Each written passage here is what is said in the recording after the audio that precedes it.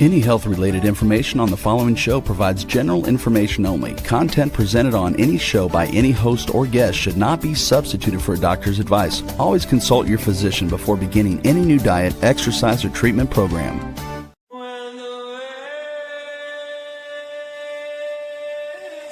For centuries, ancient cultures knew the secrets to longevity, vitality, and healing. Now, modern science is catching up.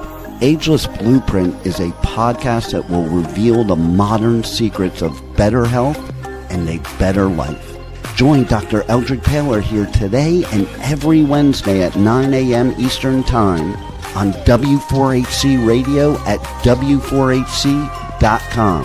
As together we discover the secrets to better health through science and spirituality. A better life with Ageless Blueprint starts now. Here's your host, Dr. Eldred Taylor.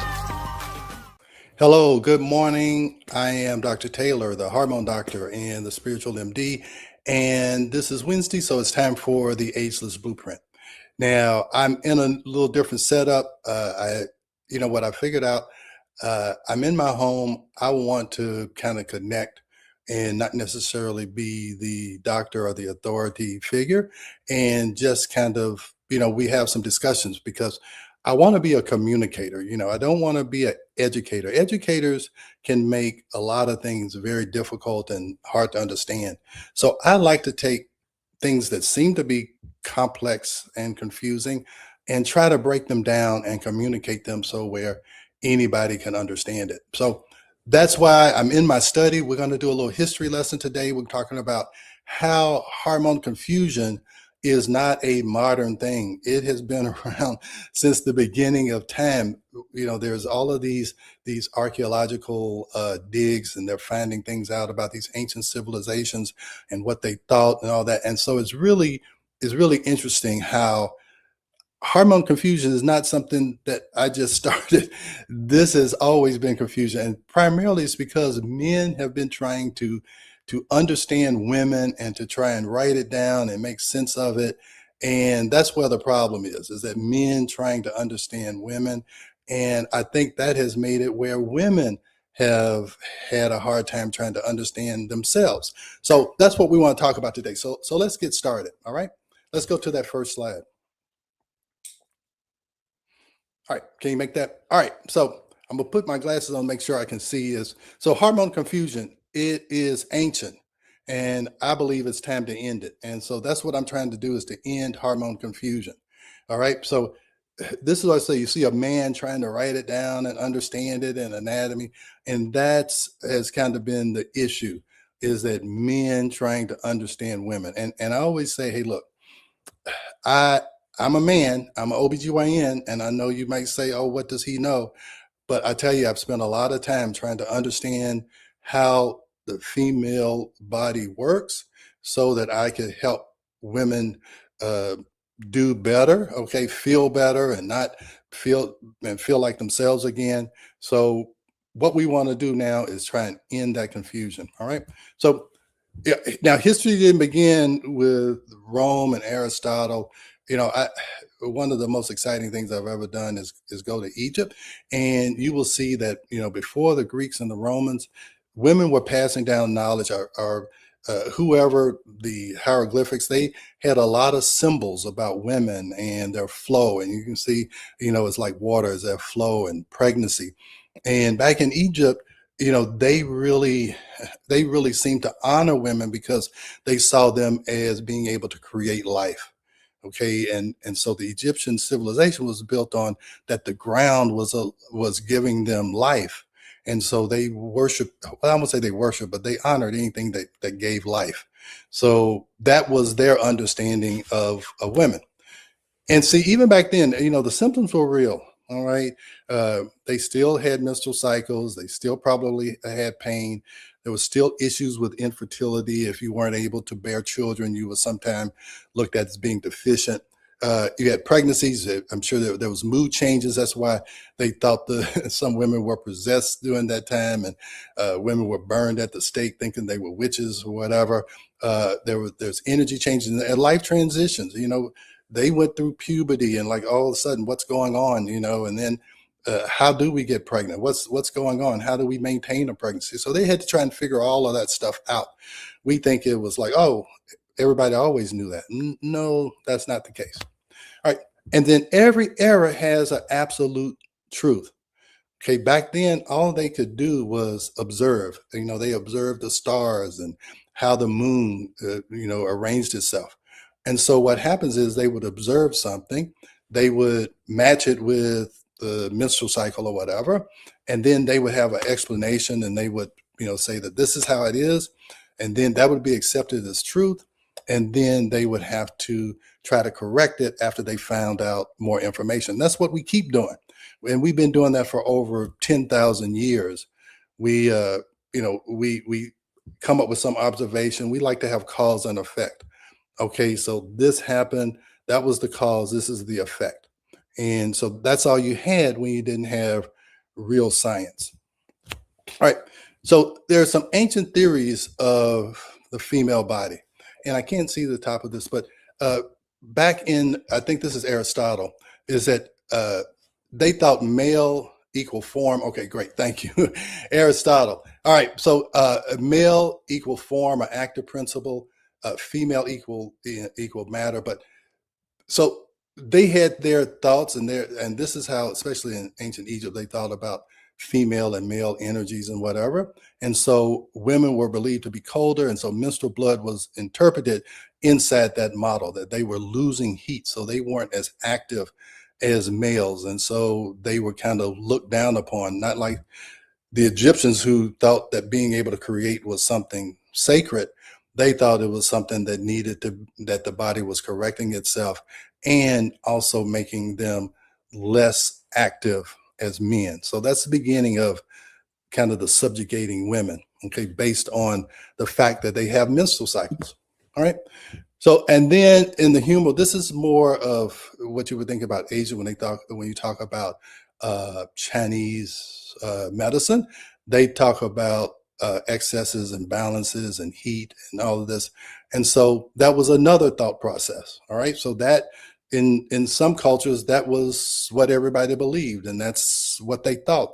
And so they based their treatment of women on what they believed.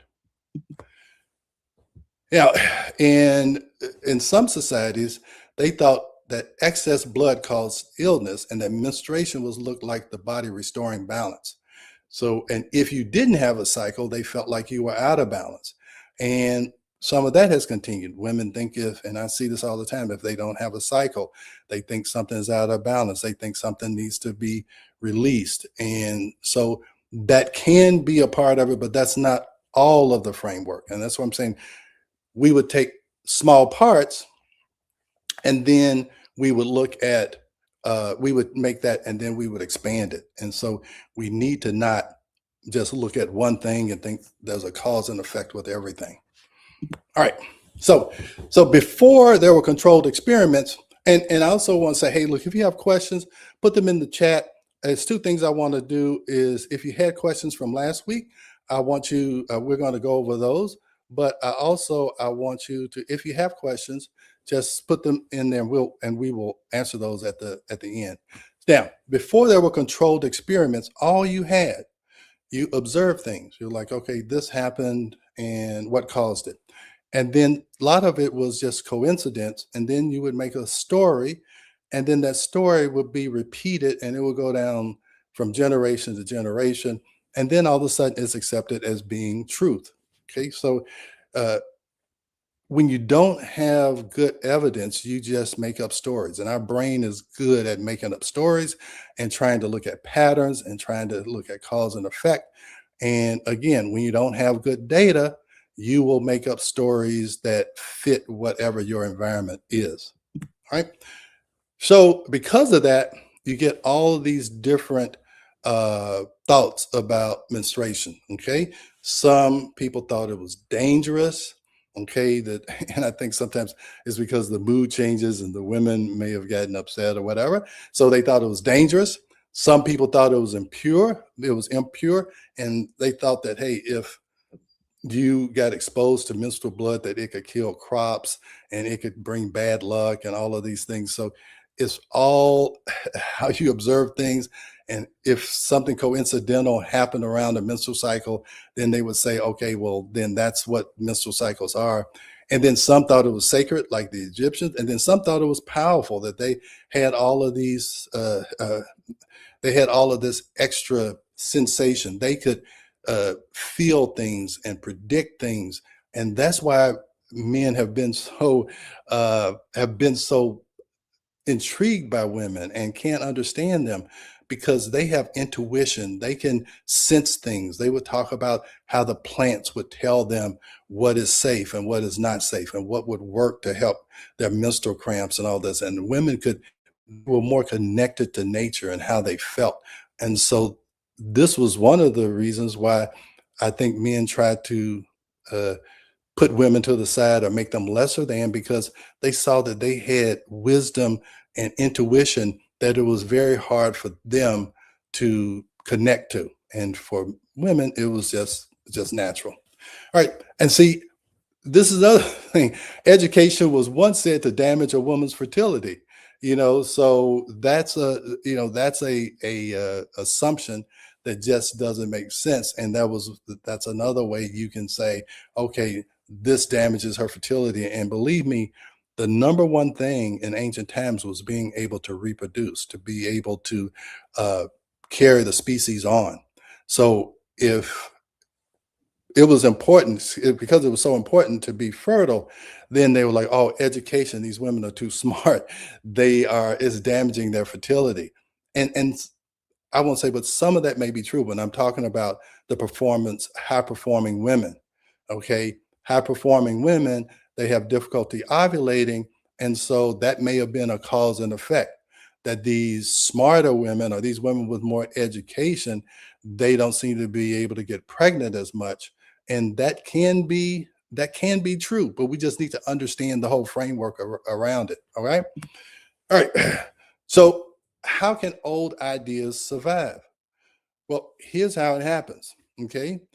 You have some thought process and some authority. Some man writes down, or some whatever.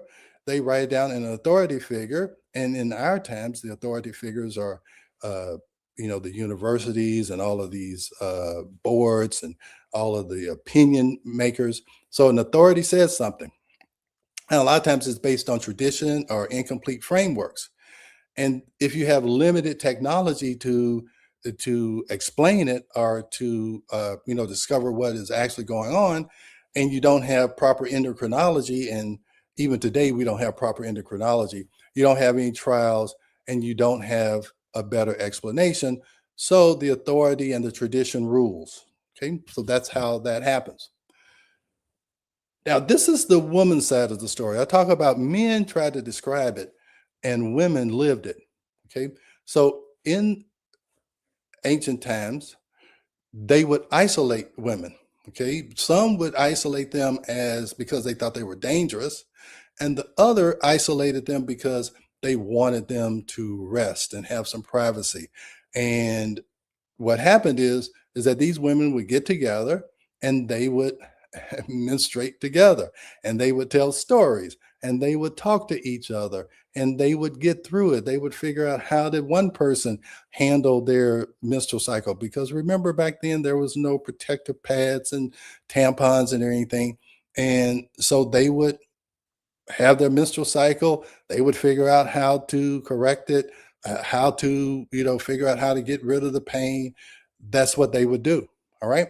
So that's how women got through it. Men were trying to understand it, and women just survived it, and they lived it, and they found remedies, and they found some solace, because they were together. It was a community. They were all experiencing something together.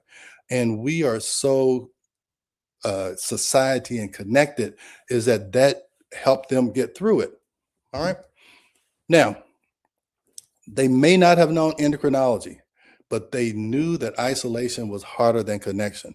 That if you do this by yourself, it's much harder than if you do it with other women. And women need other women. Okay, it's just it. Women like to talk woman talk, okay? Because women share their feelings. Men try to understand women, okay, and they try to provide a solution, and women feel each other's emotions, and they share their sorrows, and they share their insecurities, and men don't do that. And women, because they're comfortable with their emotions, they seem to get along better. Okay, so let's go. And see, I used to wonder why everybody was going to these Facebook groups, but now I understand. Okay, this is the new communal hut. I'm telling you, there's so many Facebook groups on there with women talking to women about their test results, their symptoms. What are you doing? What is this doing? Now I understand. I was like, why are all these people going to Facebook groups? They're going there because evolution wise, that's how you dealt with your menstrual cycle, is you talk to other women. And so now I understand that. And that's why I'm trying to recruit women to understand this, so that when they're having their communal meetings, whether it's on Facebook or whether it's in a woman's group or whatever, is that they're the ones who are the authority, and they're the ones who are giving good information. So now this information gets passed on like it should, like it really is, okay, and not based on observation and cause and effect, but just based on what is. All right. Hey, Roz, does that make sense to you? Now I understand. I used to talk about, why are all these women on Facebook? Why are all these women on Instagram? Why are they on YouTube trying to figure this out? That's how women are. That's how they're designed. Does that make sense to you, Roz? It definitely does. Definitely makes a little bit of sense there. Mm-hmm. But the problem is, when they twist it all together, the man's thinking and the woman's thinking, somehow or another, we still got handed down, this is supposed to. These supposed tos got put in people's heads. And there is no supposed to in this situation. Is that correct? Well, when you say supposed to, how is a menstrual cycle supposed to happen? There is a No. pattern. Oh, what do you mean? What do you mean? The things that people tell each other, like, oh, well, when you hit this age, this is gonna happen. And there's no guarantee that everybody's gonna go through any of this the same. Exactly. And this is what I'm saying. When you understand the basics, you'll understand why one person can go through their menstrual cycles and all of this and be totally fine, and another person will have all kinds of problems. And remember, my number one cause and effect is stress. Okay, so if you're just going through this and there's no other stressors, usually you can get through this just fine. But most of the time, there's other stressors. It's not just your menstrual cycle. And see, back then, they didn't have all of what they did was they tried to survive, and they tried to help their children survive. And that was it. Okay, so back then, there was not a lot of other stressors. You were just dealing with your menstrual cycle. And then the other thing that would happen when they were off in these huts, that was like, in some cultures, that was kind of a vacation, because they didn't have to deal with children. A lot of times grandma or other people in the community was taking care of their children while they were off at the menstrual huts, and they could rest, and they could have a little bit of rest and relaxation. And it wasn't looked upon as something to dread, but it was almost looked upon as something to look forward to, because it was a break from all your other problems. So anyway, so let's keep going. Now, here's the other thing that's really, really important. So back then, you didn't have a menstrual cycle every month. Okay, so just think, when you're pregnant, you don't have a menstrual cycle. And back then, everybody was breastfeeding, and sometimes they were breastfeeding for 2-3 years. All of that time, you're not having a menstrual cycle. So you didn't have to worry about cramps. You didn't have to worry about any of that stuff. All right. So those people would have a menstrual cycle maybe 2 or 3 times every 3 to 4 years. They weren't having a menstrual cycle every month. Okay. So, and in that case, when you're not having a menstrual cycle, you don't have to worry as much about balancing estrogen and progesterone and too much estrogen or whatever. You just didn't have that many menstrual cycles to worry about. okay, because you were either pregnant. Now, I will tell you, in my aunts and uncles, they were all about 2 years apart. And when you look at your aunts and uncles, they were all about 2 years apart. Why was that? Well, one, they got pregnant. They were pregnant for 9 months. Then they breastfed until they were 2 years old. And then once they stopped breastfeeding, they might get pregnant again because there wasn't any birth control. So you have to think this is a recent problem because there are a lot of women who just don't want to be pregnant. And most people have one or two babies. When I had eight aunts and 8 aunts and uncles total. So people had a lot more children, and you'll hear that, especially in rural areas, people would have 12, 13 children. Well, you just think they probably, in their whole lifetime, they may have had 30 menstrual cycles. Okay. And you have 30 menstrual cycles, what, in 2 or 3 years. Okay. And so each time that cycle needs to be balanced. And just think, what's the likelihood of 300 menstrual cycles being balanced where you don't get too much estrogen or progesterone, or if you just have 10 menstrual cycles that you got to worry about? And so that's why I think, you have all these issues with endometriosis and all of this, because women are having so many menstrual cycles. So Roz, I keep calling you Roz Rebel. Does that make sense? That's one of the things I've been saying for a long time, is that, these people had all these children. You didn't hear about breast cancers and endometriosis and all that. And that may be one reason why your grandmother and mother can't tell you about your menstrual cycle and menopause, because they just didn't have that many. So what do you think about that, Rebel? Well, let's see. I have to wonder what's more stressful, having this many children or having this many periods. Yeah, that's right. That's right. It's just like, okay, I'm not having periods, so that's not stressing me out. But what about all these kids? So, but you see what I'm talking about? We've got $1 billion industry trying to help women with their menstrual cycles. You can see how that just wasn't a big deal prior to having birth control pills and all of those kind of things. So anyway, Totally. all right. So today the cycle is interrupted less often. Women are going into puberty earlier. That's what menarche is. So instead of starting menarche at 16 or 17, or starting the periods, these girls are starting their cycles at 8, 9, 10 years old. So there's fewer pregnancies, shorter breastfeeding duration, longer reproductive lifespan, and more recurring ovulation and menstruation. So modern women may experience many more menstrual cycles across a lifetime. And again, more reoccurring ovulation and menstruation. And I've talked before about how fragile ovulation is. Okay, so every time we have to hope that conditions are right so you can ovulate, so you can make enough progesterone. All right. So no cycle is mechanically perfect. And these are all the things that I was talking about can cause a problem.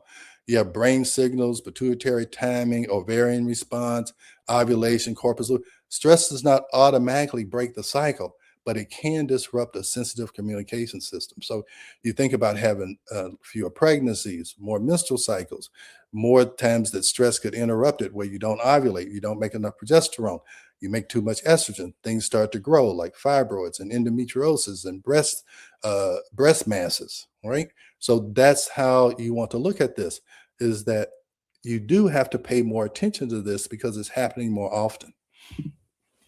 So more cycles require better understanding.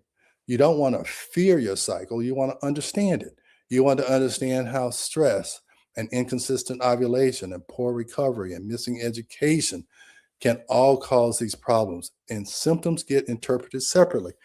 And that's the problem. I see this all the time, is that women are being sent to the endocrinologist, and then they're sent to the rheumatologist because they're saying they have joint pain, and then they get sent to the whoever, the oncologist, because they're worried about a breast mass. They get sent to the primary care doc because now they have thyroid issue, and then they go to it's all of this. And so we're separating these things out.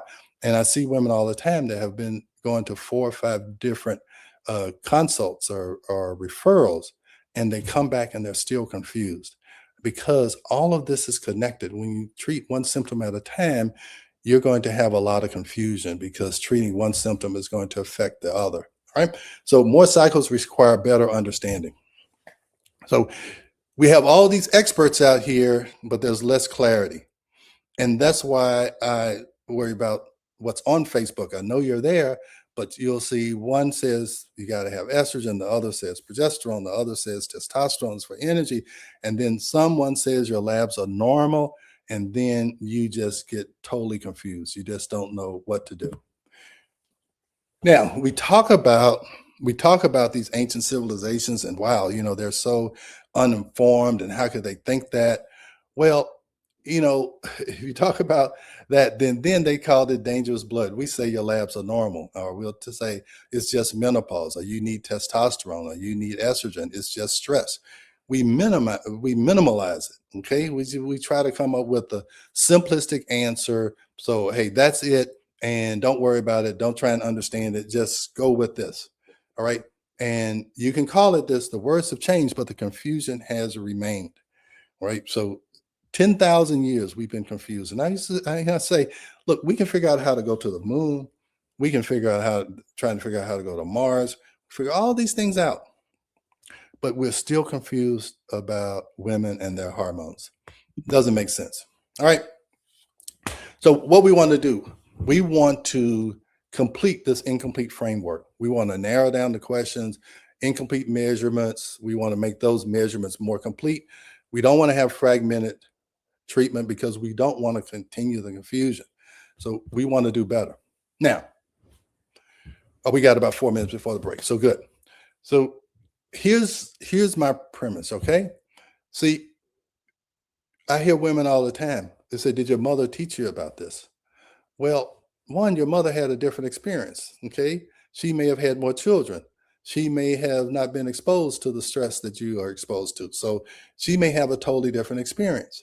And she doesn't understand exactly what's going on. She only knows her experience.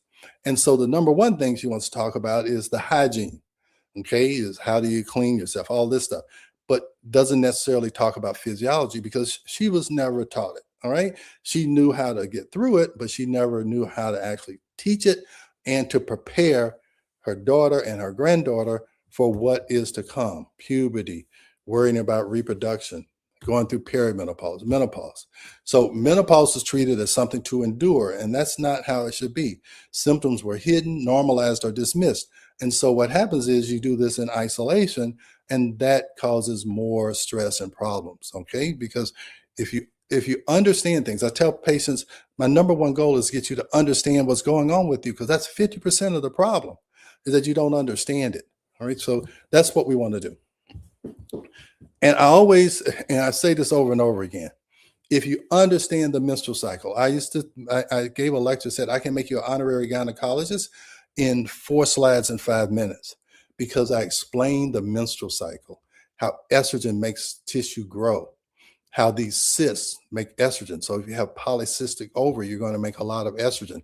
Things will grow, fibroids will grow, endometrial lining will grow, breast masses will grow.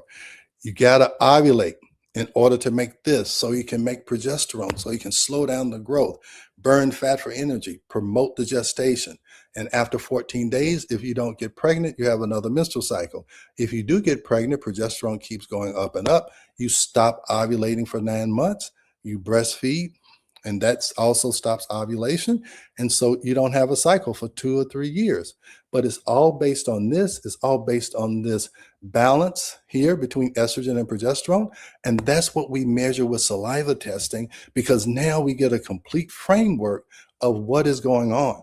We can do it at certain times of the cycle. We can get more than one sample. We don't have to get you to draw blood. And it tells us what is happening in the tissue, not in the blood. That's the key. All right. So if you understand the menstrual cycle, that's the original blueprint. Okay. That's what they've been trying to understand. Women have lived it. Men have been trying to understand it. It's all right here. This is the blueprint. And I can tell you when something goes wrong, what will happen. If you have too much of estrogen and not enough progesterone, things are going to grow. Okay. That is the blueprint. That's what I want people to understand. So what I've done is I've created a course, and I'm creating it. I'm putting the workbooks and everything. And this is going to be a paid course, not going to be expensive, because I want people to learn. I want this to be your textbook. The other reason why I did this is have this hormone clarity course is because women would come to me. I would get them to understand. We would do the test. Everything would be fine. And then they would go and hear something on YouTube or the internet or whatever, and they would get confused, and they would go and do something else. And then after that didn't work, they would come back to me and say, oh my God, I was looking at all this.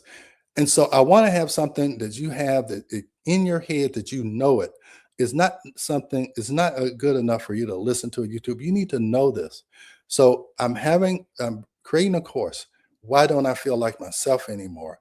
So you can really understand cycles, ovulation, progesterone, the cortisol, sleep, stress, recovery, and the proper testing. Okay, the proper testing, how to interpret it. It's going to be a comprehensive course, because I want you to know this. I want to end hormone confusion. So this QR code here, you can take a picture of it, and you can join the waiting list. You can go to all of my links, go to school. Just tell me two things I want to know is that this is something I hope you're interested in, and I want some feedback so I can know exactly what questions that you need answered, and so we can answer them. I'm also going to put like a chat GPT in there so you can ask it some of these questions. So that's what we're building. I'm serious about ending hormone confusion. So how do we end generational hormone confusion? Women cannot teach their daughters what they never taught themselves. So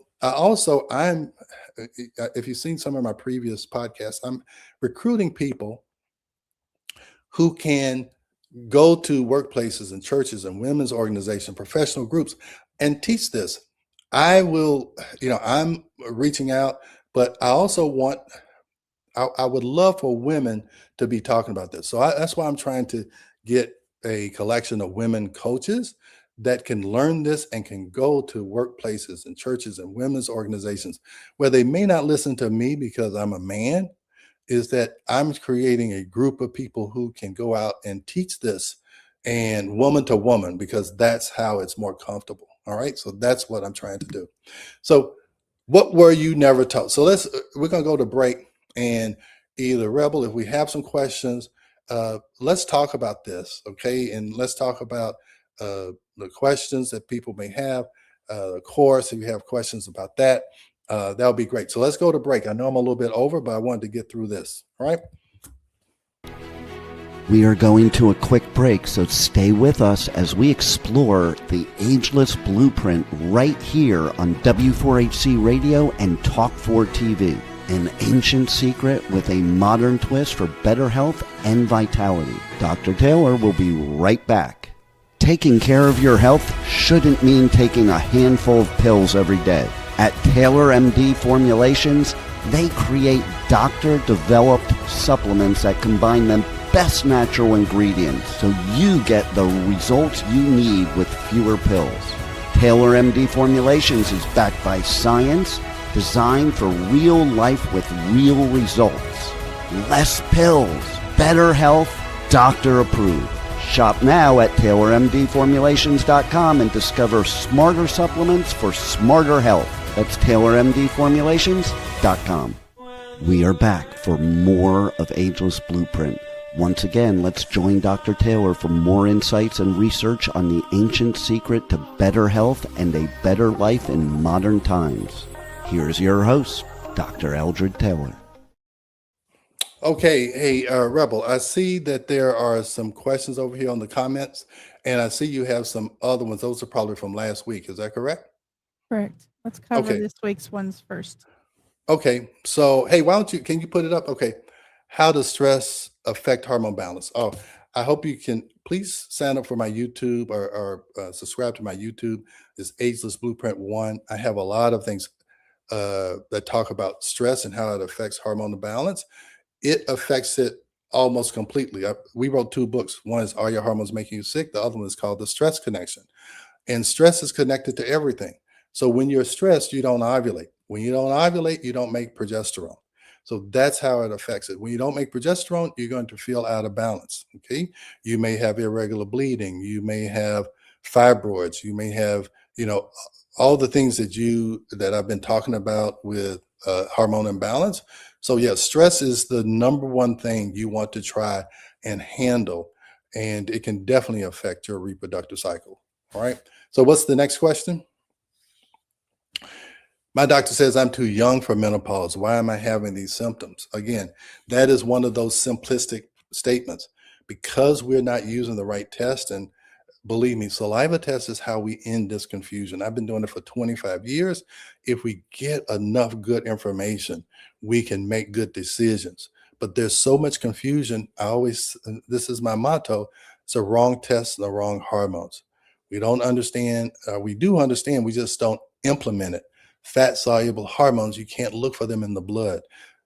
I'm not telling you saliva is perfect, but it's much better than blood. And it can tell you, you may not be in menopause. You just may not be having periods because of stress. And one test you should do is called the FSH, and that will tell you whether or not you're in menopause or not. All right, so let's go to the next question. How to know if my wife's symptoms are stress, aging, or hormone related? Okay. Hey, look, three things. Okay. You need to do the testing. Okay. If you do the testing, you understand what I'm talking about, please get your wife, and you need to even come to the course. I actually just created a document called A Man's Guide to Women's Hormones. And so that's also a part of the course. So where he understands and she understands what's going on, and that will settle a lot of conflict that happens based on hormones. Because you see, this guy is asking, how do I know if my wife's symptoms are due to this or the other? Well, a lot of men are asking that. That's what I asked 25 years ago. How do I know if these symptoms have something to do with what I'm doing or not doing, trying to help my wife being an OBGYN? So men are very concerned. I'll hear from patient spouses, thank you for giving me my wife back. And that's why I said, why don't I feel like myself again? And then I'm going to have the second part of the course is, how do I feel like myself again? So we're going to talk about all of the things we can do so that you can understand what's going on. You can anticipate what needs to be done, and you don't have to rely on somebody on Facebook or some doctor who may not be as informed as you are right now. All right. So that's the goal. All right. We have some more questions. Yes. Okay. Next question. Why do women think there has to be things that change? Why do women think? Well, because things do change.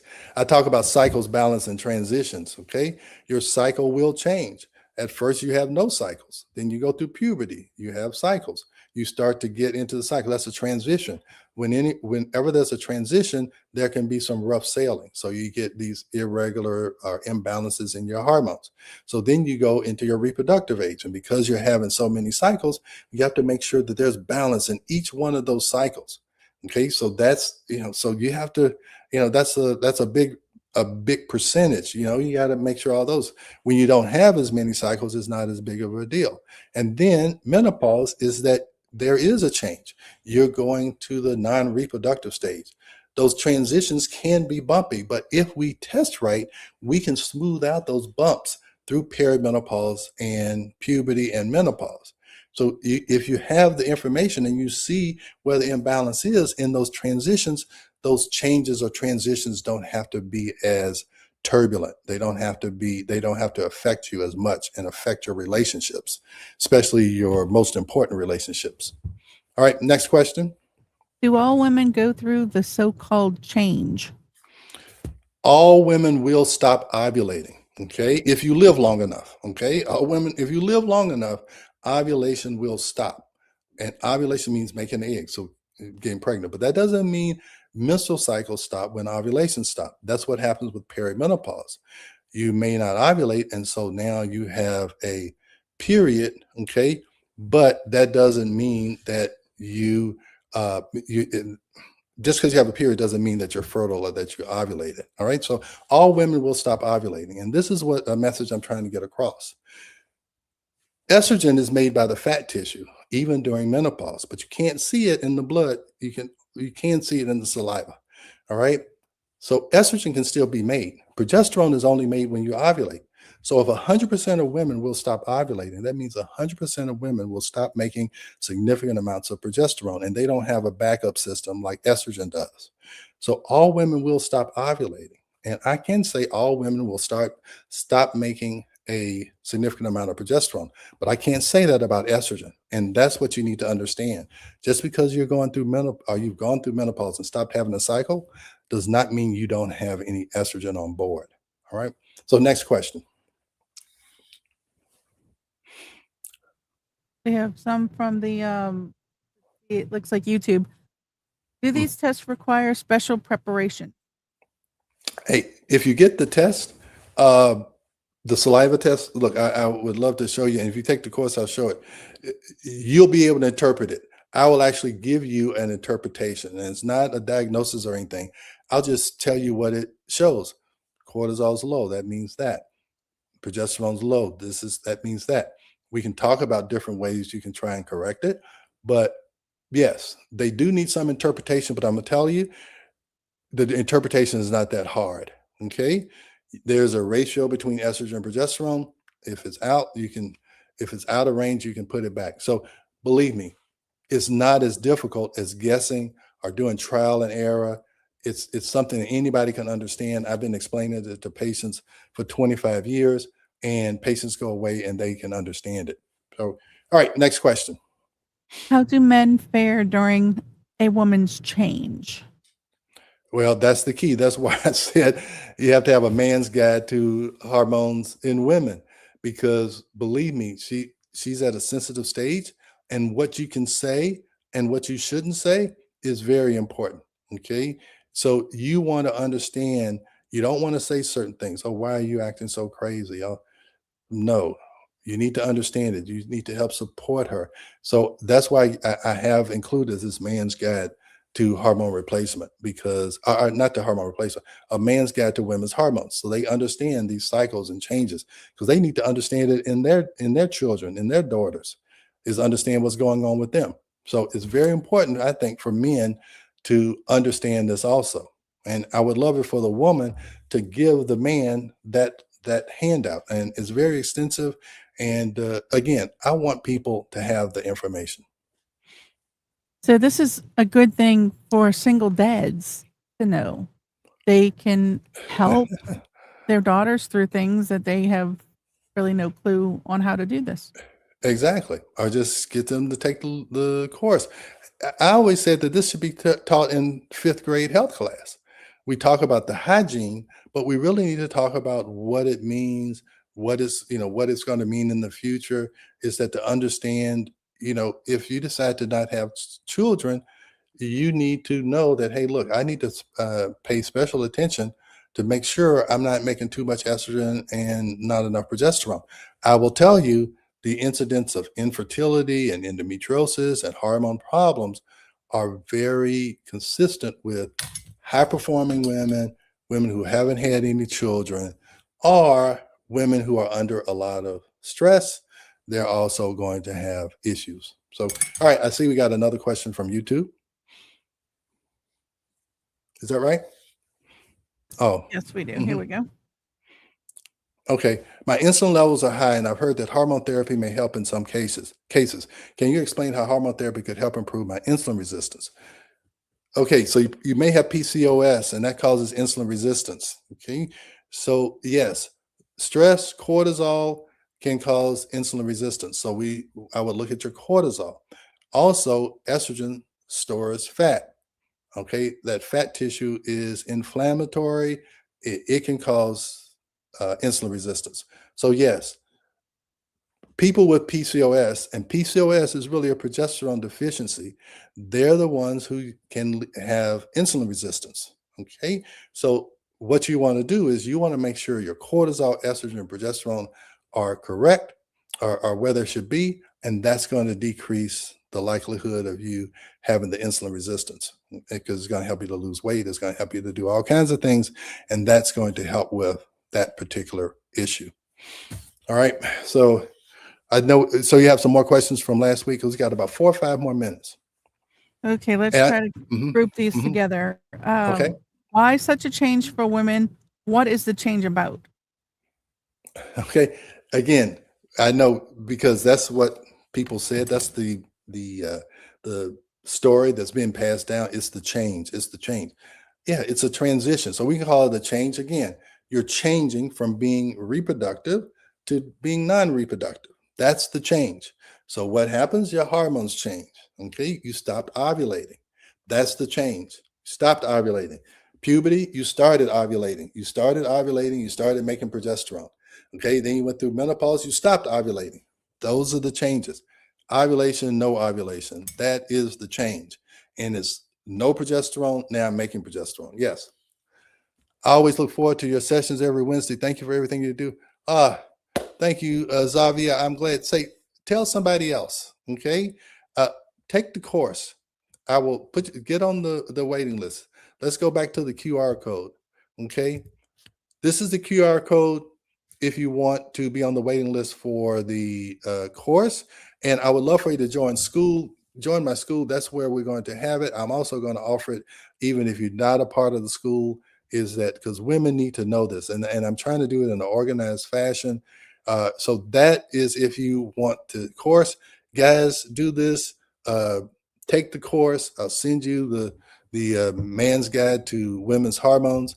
And this is I get invitations to speak to groups, and even if you have a group of 10 or 15 women, almost like a Botox party, we can have a hormone party. And either I will do it by Zoom, or I'm trying to recruit coaches who can do these courses. And a lot of these coaches already will have some kind of stress management. I'm speaking with somebody this afternoon who has a group of women, and I want to talk to her about, hey, look, I want to educate you so you can educate your women. All right. So that's my goal. I'm really trying to spread this message. It's been too long. It's been 10,000 years that we've been dealing with it. It's too long. And I think we can end this hormone confusion if we just take time to understand it.